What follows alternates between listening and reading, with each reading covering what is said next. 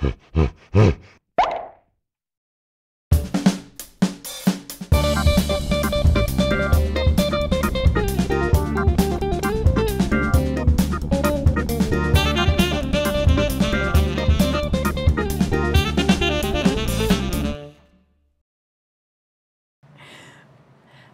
and welcome to In the Den with Dr. Jenn, an open-minded and fun place for females to explore sexuality in a comprehensive manner and start thinking about female sexuality outside the box. My good friend, Jobi Denyes, is here today to play with us in the den.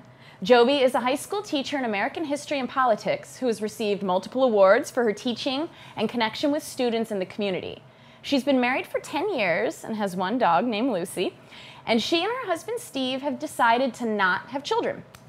Hey, Jobi. Hello, Jen. Thank you for coming to the den today. Absolutely. Now, this isn't necessarily something I hear women talking openly about all the time. So I'm curious how you made your choice around not having children, and what does this mean to you? Okay. Well, when Steve and I got married, we got married on the premise that we weren't really sure if we wanted to have children, and I never had any true desire, and so I figured, well, I'll just see what happens and be open to the possibility that maybe I'll change my mind. But I got married pretty late in life in terms of age, so I was almost 29 years old, and I knew by then that I had no interest, and it just basically progressed that way, and then we came to a point where we both agreed that this is our choice, and we're not going to have children because my husband is he's a musician, so he's very into his art, very passionate about that, as I am about my teaching and work, and our life is so full, and we have our dog, and really, what else do you need?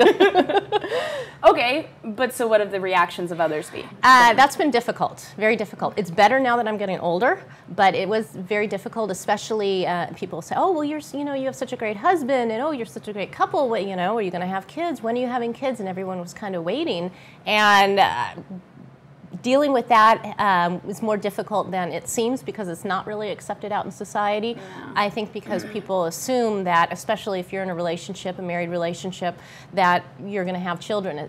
Being teachers, my husband is also was a former teacher. You're surrounded by kids. We like kids, but choosing not to have one is something that's not outside of the norm. So. Now, you said it's gotten easier as you've gotten older. Why do you think that is? I think people have accepted, knowing that we've been married for 10 years, that, okay, well, if they haven't had them by now, I don't think they're going to. Also, I think I've grown more confident and just be completely upfront and just say, no, I'm not interested, and not having to really explain myself, and that's been helpful. So I felt more confident in expressing myself around the issue. And then people, I think, then they, of course, they've grown to accept it as well.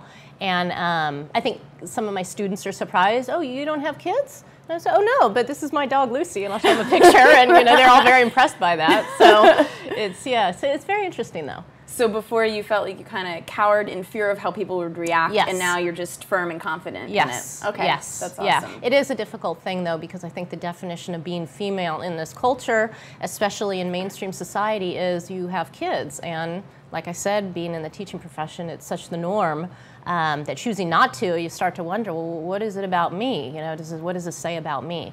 And there's not a lot out in the culture that reflects a happily married couple choosing to be childless. Right. It's more so now, but it's there's still it's not a lot.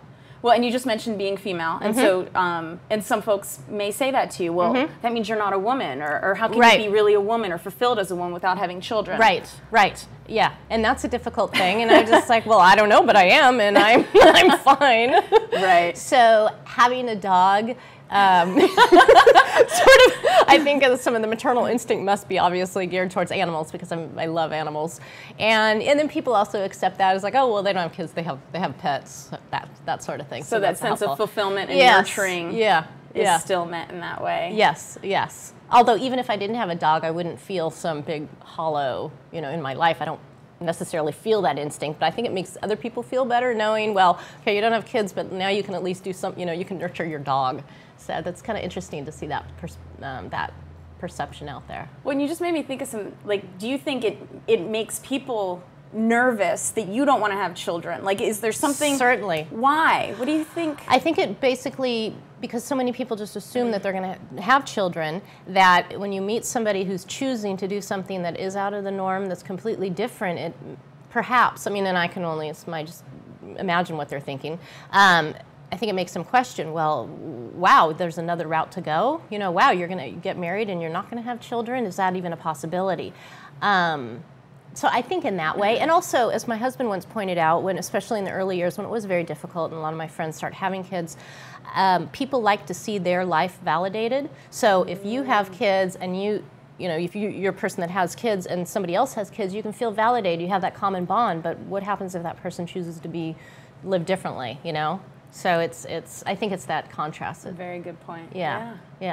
Excellent. Okay, so and our final question, which is our Gorilla Soapbox randomly generated question. Yes. See what comes up.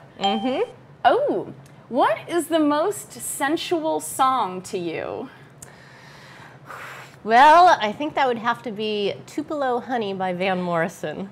And why is that? Oh, it just, have you heard it? I don't know. Wait, okay, you listen to it and you have, but I understand. don't know the name. It's just a very, very sensual song. Get It you in the immediately comes to mind. Oh yeah. Oh yeah. You have to hear it. I'm a big Van Morrison fan, but yeah, that one in that's right. particular. Yeah. Excellent. Yeah. Thank you so much. Well, I really thank appreciate you. it. Awesome. Thank you.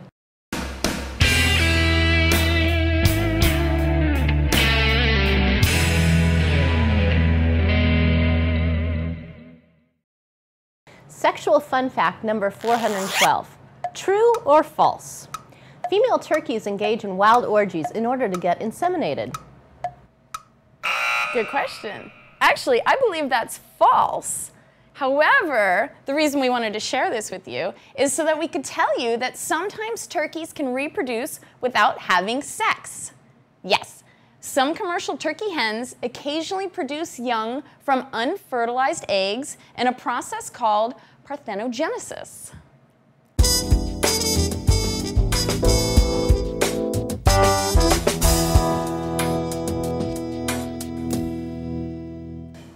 Ten recommend.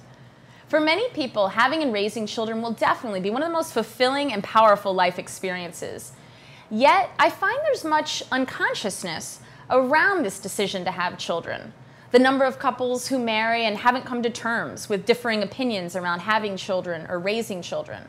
Or the Russian roulette others play of not using protection during sex, yet there's been little or no discussion about if the woman becomes pregnant. So I'm recommending a journaling activity. You can do this alone or as something to share with your partner. So sit down and think about the following questions. First, do you want children? Why or why not? Second, what does having a child mean to you, including mental, emotional, physical, social, and potentially spiritual perspectives? Third, where do you get fulfillment in life? Do you see children as your route to fulfillment and meaning?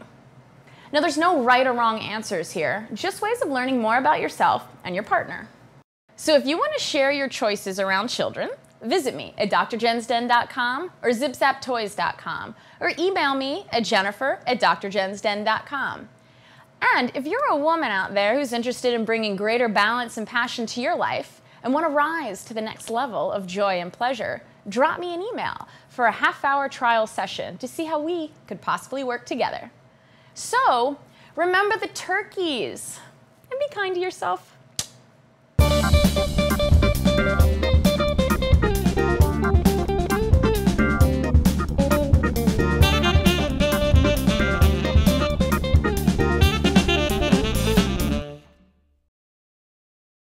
So I'm recommending a journaling activity, alone or with someone, to share.